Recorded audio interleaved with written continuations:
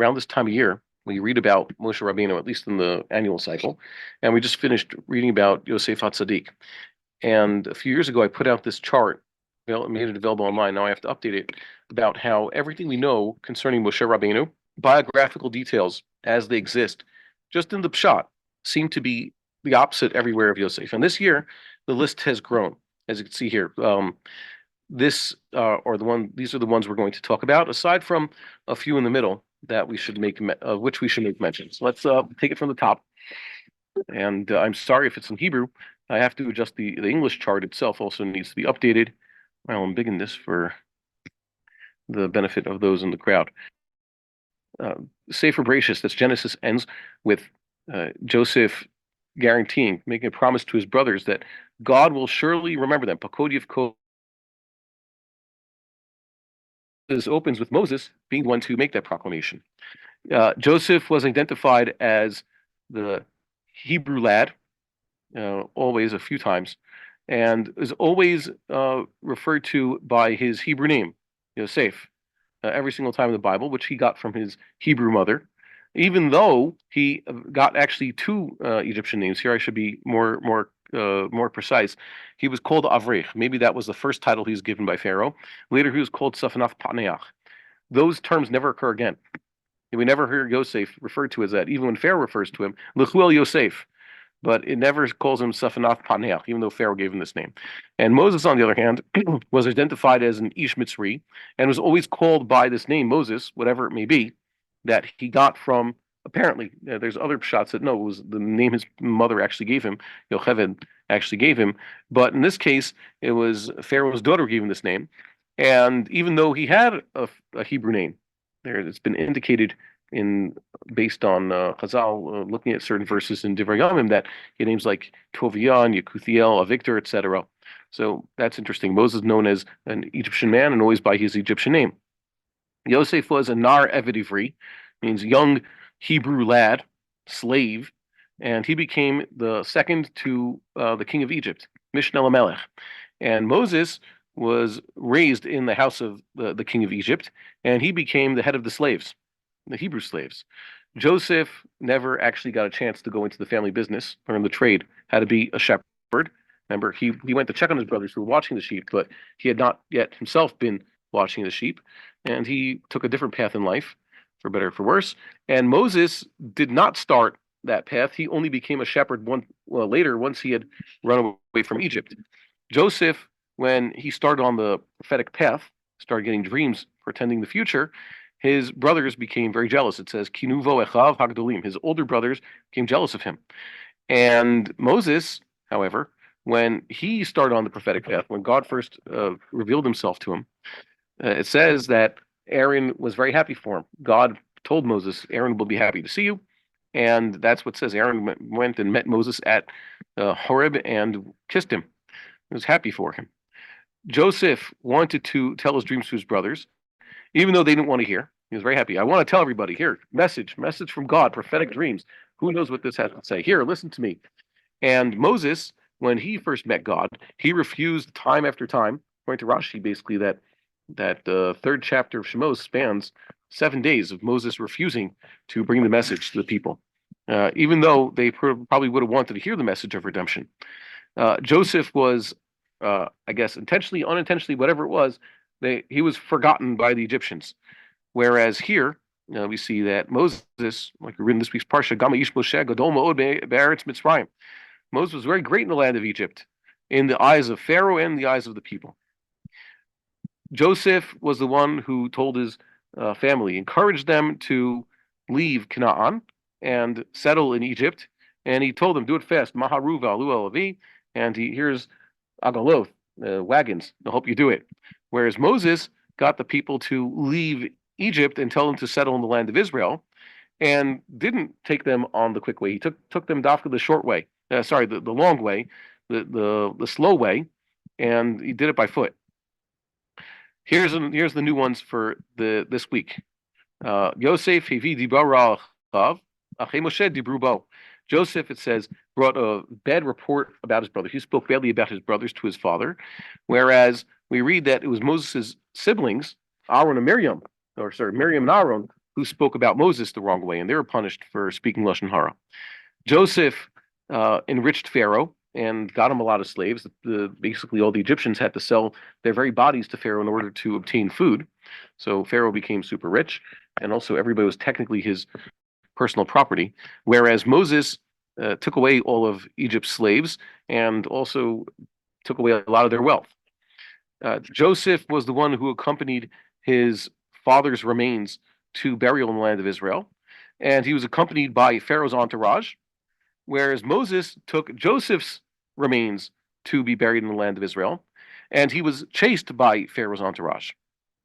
Joseph foresaw famine coming to the world and prepared for such by stocking up on food for many years. Whereas Moses taught the people that God demanded them to not save food even for tomorrow, except if it was Erev Shabbos. They had to live on God's providence every single day, and saving food for the next day showed lack of faith, which was very disturbing. It says that Joseph gathered up grain like sand in the sea, and he put it in the cities. The food that was gathered from the various fields was put into the city. Bring it all in, gather it all into the cities. And Moses went out to see his brethren, who were a great nation. What were they doing? They were building store cities for Pharaoh. That's Aramis Kanoth.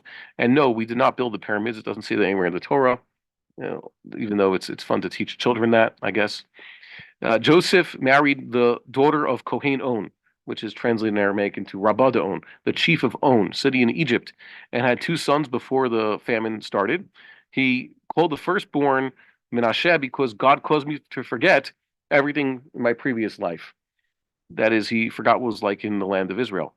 Moses married who? The daughter of Kohen Midian, and had two sons before he went back to Egypt. That has brought the plagues upon Egypt. Now, sometimes the plague is famine, sometimes the plague is frogs, or whatever it may be.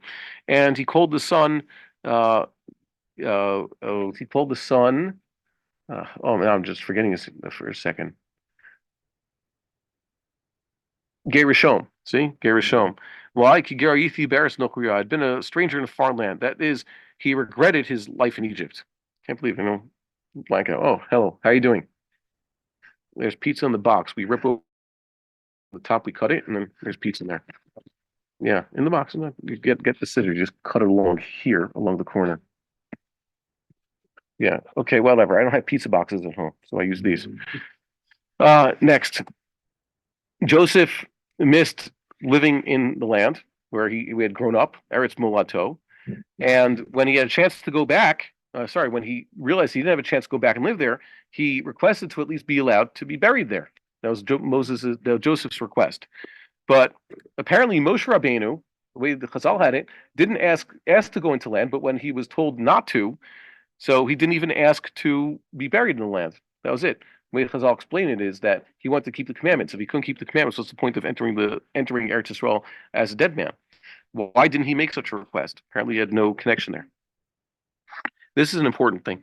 This is a teaching from Rav Yudin Bar Simon that Kever Yosef, Joseph's tomb, is one of three Jewish landmarks that were bought fair and square by our patriarchs and attest to our ownership of the land. The place of the temple, and the cave of the patriarchs, and Joseph's tomb, three places, and that's our marker. Whereas Moshe Rabbeinu's tomb is somewhere in Chutz La'aretz, unknown to anybody. It doesn't mark anything. It's not something we could claim. And this is the biggest one. Joseph's experience was basically a symbol. It was an omen about how life in the Gullus is supposed to be. Joseph is never told explicitly by God, here's the plan, what's going to happen. It's all a lot of Hester Panim and bitachon. That's what he has to show. He has to show, God will be with him somehow, and only at the end he's able to say Elohim chashava l'tova. God thought it good, and it worked out at the end. And there were also no open miracles. Nisim and Niflos weren't there. Whereas Moshe Rabbeinu's experience is the ultimate Geula experience. Greatest of the prophets shows up, open miracles. Everything is planned out by God and said right here. Here's the plan. God says this. Every step of the way, it's God himself talking. So much so that even the lowliest could say when they got to the sea. The sea was split. And also when God revealed himself at Sinai, like, wow, Zach Kili Van Veyu actually point to it as it's happening. Here's an important one. Ooh. Joseph came in front of Pharaoh as a lowly slave, right? Eved Bazui over here. And he grew up, basically, he became great at Pharaoh. This is something that people forget in the verses. So every time we go over it, I point this out. It doesn't just say that Joseph interpreted his dream and then, okay, you know what? You're now viceroy of Egypt. Run the place. It says many times, Vayomer Paro, and it's basically steps. Yeah, you could read that. So we have that over here. First, Joseph was put in charge of Pharaoh's house. Don't get too big on yourself. I'm still more in charge of you, but you're the guy in charge of my house. I'm sure that does the president have someone in charge of the White House, like a chief of staff type of person? Okay. The Azni Tanal Kol Eretz Yisrael. Then he was put in charge of all of Egypt. What does it say? Vayasar Parath Tabatomi Al Yado, Vaytin Otha Al Yad Yosef, Vaybish Oto Big Deshesh, Vayasam Ravida Zahav Al Tzavaro. He made him his personal secretary. What does he do with the stamp? The king's signet, the Chotam, or is his tabat as it is. It means he could stamp things that the king says. So if you're the king's personal secretary now, everything goes through you. But it doesn't mean you make the decisions. Then it says here that he was given a ride. He was in the MerkevetAmishneh Shelo by Grulafanav Avrech. That's his first appointment. He got a promotion. He gets to ride in the chariot behind Pharaoh, and he's called Avrech. But then he was appointed as Minister of Defense. What does it say there? Vayomer Paro Yosef Ani Faro Vildecha Lo Yermish Et Yado Vet Raglo B'Chol Eretz Yisrael. You know what? From now on, you're in charge. Anybody wants to raise his hand or his foot in all of Egypt. What's that expression mean? Like Okulus says, it means if anybody wants to bear arms or ride on any horses, then you're in charge of that. And then he gave him, he made him actually second to the king, and he also gave him a royal shidduch. Okay, so Yosef grew once he had met Pharaoh. He became higher and higher until ultimately he got this shidduch, and then he was, like he said, Yosef shalit al aretz, or as his brother said, Moshel b'chol eretz Mitzrayim. It was gradual. It was quick from our perspective, but it was also very gradual. And he made everybody slaves to Pharaoh. Whereas Moses basically grew up in Pharaoh's house. And that's what he said, Vayigdal Moshe, until Pharaoh wanted to kill him. And then he went back. He left. But every time he'd go back to Pharaoh, he'd bring Pharaoh down a notch.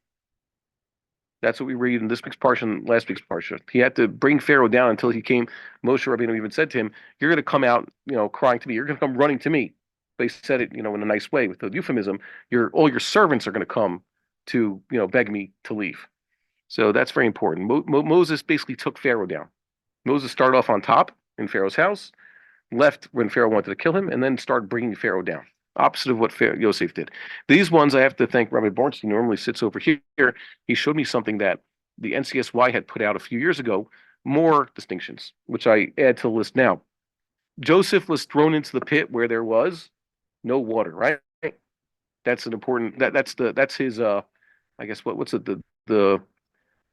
when they map out stories, they talk about there's the falling action, there's the climax, the falling action, there's the thing that happens before the rising action. There's a thing that gets the whole thing started. Come on, Yoni, tell me what it is. Either way. There also known to make some scorpions. So. Okay, well, that's a medrash. I'm reading the pesukim. Okay, so it says here he was thrown into the pit which had no water, whereas Moses was thrust into the water, but was meant to stay dry. Okay, Pitch says she Dafka made it so that he wouldn't get wet, even though he's sitting basically in the suf, in the reeds at the edge of the river. Joseph's brothers went away from the pit after they threw him in there, somewhere else who cares? They weren't watching him. Whereas Moses' sister took up a position to watch him. Joseph's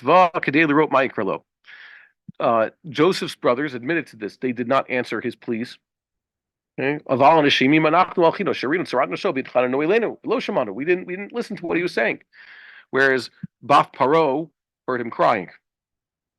Joseph's brothers didn't bring him back to his father, whereas Moses' sister brought Moses' mother to him. Should I go get you someone to nurse this baby? Okay, bring the mother to him. So, yes, now we see, so far, this chart is now,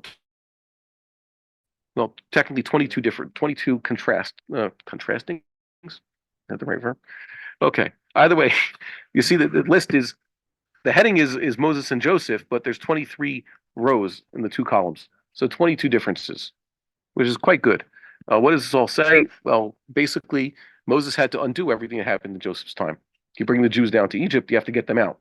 Not only that, there was a tikkun, and for that I reference to the Haggadah Pesach, which you should get a copy, of course. Passover is just 3 months away now, so get ready. It's gonna be a good one. God willing, we pray that we'll have Korban Pesach this year, and then you'll need a copy. So don't forget to order one. Yeah, sure. I mean, you could buy mine. You could buy my copy off of me. Yeah, 60 shekels. I'm the exclusive distributor. Why do you need a Haggadah Pesach? Because when we do Korban Pesach, your old Haggadah, your Maxwell's Haggadah or your ArtScroll Haggadah, whatever it may be, is going to be useless because it tells you to do the wrong thing. All right. So if you want, you can get one of these. I'm proud to say that something else has been released also, put out by someone else, but I don't think it's as good because it has so many different pages. It's basically one of those choose your own adventure books. Do you remember those? Yeah. So you have to turn back and forth too many different sheets. This is, one united, familiar rite, RITE. So get yourself a copy. And here we explain why it is that what what Moses had to do, that was the opposite of Joseph and why it was so necessary. Okay, so thank you very much. Also, if you want a copy of these other kuntrasim that we're selling. We would like to encourage our viewers to share these videos with friends and send in your responses. If you would like to obtain Birkon Nusach Eretz Yisrael or invite the rabbi for a speaking engagement, please email us at office@machonshilo.org.